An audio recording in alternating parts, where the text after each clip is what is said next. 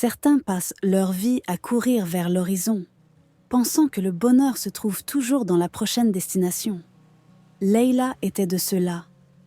Consultante internationale, sa vie se mesurait en miles parcourus, en fuseaux horaires traversés, en réunions enchaînées. Le succès était sa destination et la vitesse son mode de vie. Mais parfois, plus nous courons, plus nous nous éloignons de nous-mêmes.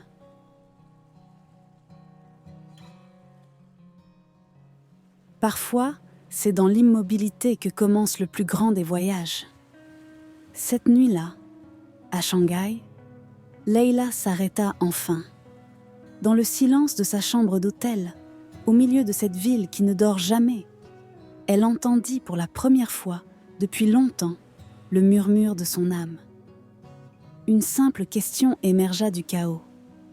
Dans toute cette course, où vais-je vraiment ? Cette question fut comme une clé, ouvrant une porte longtemps ignorée.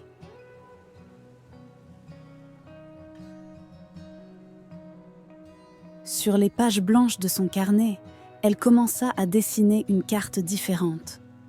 Non pas celle des pays et des continents, mais celle de son monde intérieur.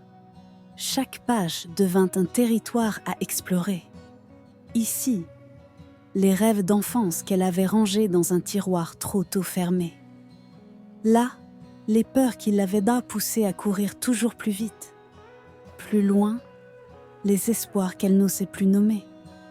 Ce n'était plus un planning de vol qu'elle consultait, mais la cartographie de son âme. Chaque pas dans ce voyage intérieur ouvrait une nouvelle porte, révélait un nouveau paysage de son être. Les vallées de ses doutes devinrent des terrains d'apprentissage. Les montagnes de ses peurs, des points de vue sur sa vraie nature. Elle découvrit que chaque émotion était un pays à explorer, chaque souvenir une ville à revisiter avec un regard neuf. Dans ce voyage, il n'y avait ni GPS ni itinéraire préétabli. Seule la boussole de son cœur la guidait.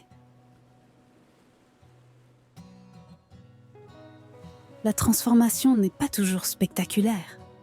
Parfois, elle se fait dans le silence d'un pinceau qui danse sur la toile, dans l'encre qui coule sur le papier, dans un sourire qui naît spontanément. En explorant son monde intérieur, Leila découvrit que la plus grande aventure n'était pas de parcourir le monde, mais de se découvrir. Chaque coup de pinceau révélait une nouvelle facette d'elle-même. Chaque mot écrit était une pierre sur le chemin de sa vérité. La consultante qui ne vivait que pour les objectifs commençait à voir la beauté du voyage lui-même. Le véritable voyage n'a pas de destination finale. C'est une danse perpétuelle entre l'extérieur et l'intérieur, entre ce que nous voyons et ce que nous sommes.